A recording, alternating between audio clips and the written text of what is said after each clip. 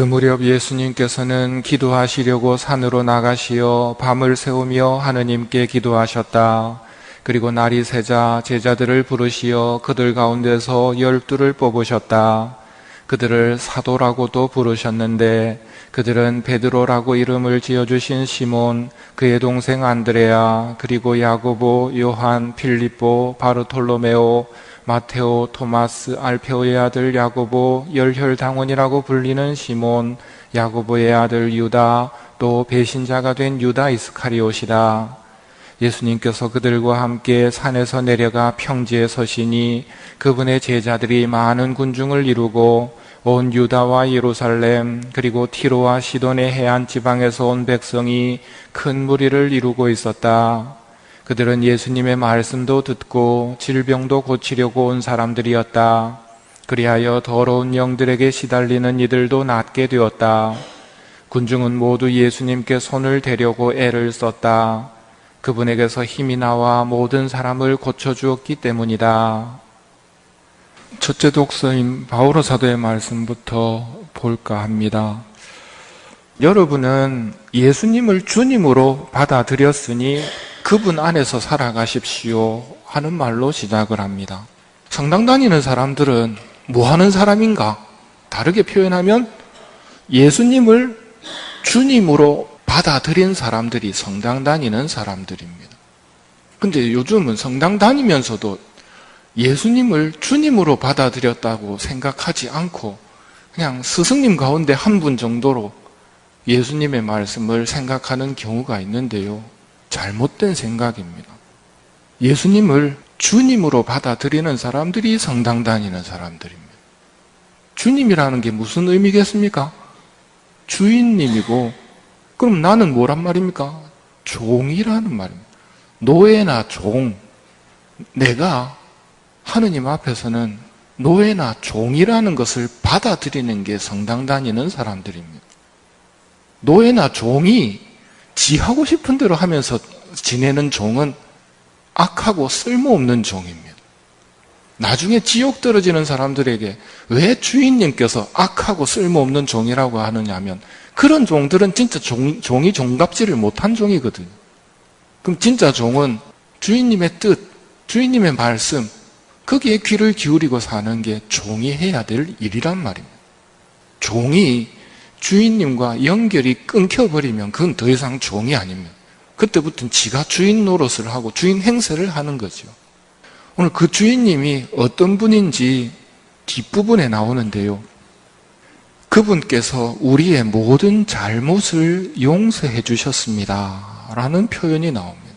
어떤 주인님이냐면 우리의 모든 잘못을 용서해 주시고 또 우리의 빚문서, 도무지 갚을 수 없는 빚을 우리는 하느님께 졌거든요. 하늘나라를 잃어버릴 정도로 하느님께 불순명의 죄를 짓고 갚을 수 없는 빚문서가 있는데 그 빚문서를 예수님께서 못 박히신 것처럼 그래서 돌아가시면서 우리의 빚문서도 십자가에 못 박아서 같이 없어졌다는 말입니다. 즉 우리가 섬기는 주인님은 참 좋은 주인님입니다.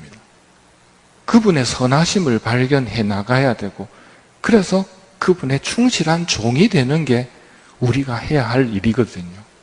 우리 주인님이 참 좋다는 걸 깨닫게 되면 입에서 어떤 말들이 자연스럽게 흘러나오겠습니까? 감사의 이야기입니다. 그리하여 감사하는 마음이 넘치게 하십시오. 감사하는 마음이 넘치게. 감사가 많아지면 많아질수록 하느님을 알아가는 과정이 순조롭다고 보면 됩니다. 하느님을 알아가는 과정이 잘못되면 감사가 없어지고 불평불만이 많아지거든요. 그러면 구원받기 어렵습니다. 하느님께서 우리에게 주신 구원의 길이 있는데요. 그건 감사입니다. 감사송 바칠 때마다 듣는데 기억하십니까? 주님께 감사함이 참으로 마땅하고 옳은 일이며 저희 도리요 구원의 길이옵니다. 구원의 길이 어디에 있느냐 하면 감사에 있습니다. 감사가 구원의 길입니다. 반대로 감사가 사라지면 구원의 길이 닫혀버립니다.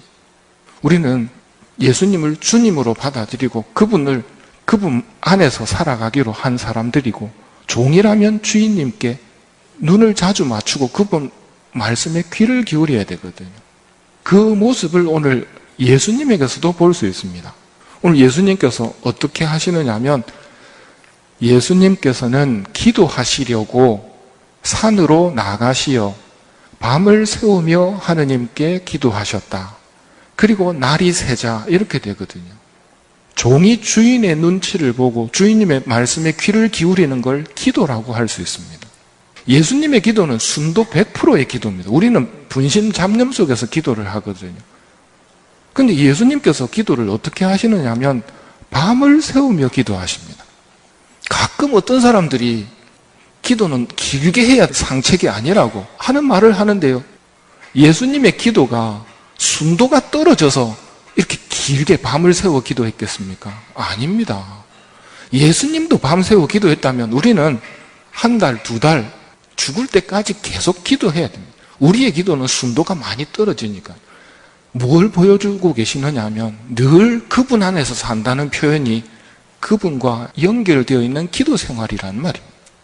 예수님께서는 기도하시려고 산으로 나가시어 밤을 새우며 하느님께 기도하셨다. 그리고 날이 새자, 날이 셀 때까지 밤을 새워 기도하시고 기도의 장소를 찾아가십니다. 산으로 나가시어. 예수님도 기도하기 좋은 곳으로 찾아가십니다. 내가 집에서 기도가 안 되면 어떻게 해야 되겠습니까?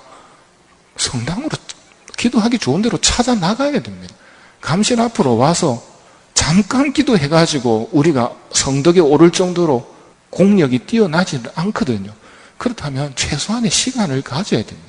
그리고 그런 시간을 가진 다음에 수시로 주인님께 눈을 돌리고 수시로 주인님께 귀를 기울여야 됩니다. 가끔은 기도 많이 한다는 사람들 중에 착각하고 있는 사람들이 있는데요. 여러분 하루에 하느님 생각 몇 번이나 하셨습니까? 굉장히 많이 했다고 하면 한 10번 정도 하면 많이 했을 겁니다. 근데 그 10번 생각했을 때 기도 시간은 1초입니다. 거의. 만일에 여러분이 오늘 하루 동안 60번을 생각했다면 시간으로 따지면 60초입니다. 1분입니다. 그걸 해놓고 60번 하니까 자기는 굉장히 기도 많이 한 걸로 착각해버리는데요. 오늘 예수님께서 밤을 새우며 기도하시는 이 모습, 한 자리에 앉아서 1시간씩 이렇게 기도를 한 다음에 수시로 생각을 해야 됩니다.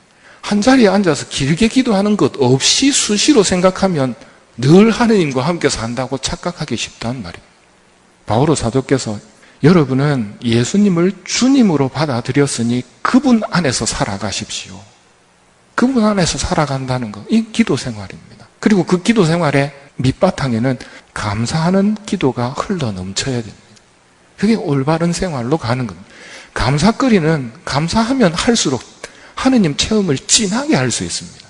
그리고 그 감사가 우리 구원의 길이란 말입니다. 오늘 예수님께서 중요한 일을 앞두시고 밤을 새우며 기도하시는 모습, 우리들도 중요한 일 앞에서는 이렇게 기도해야 됩니다. 그리고 예수님께서도 기도하셨다면 우리도 기도해야 되겠죠. 예수님을 주님으로 받아들였으니 그분 안에서 살아가십시오.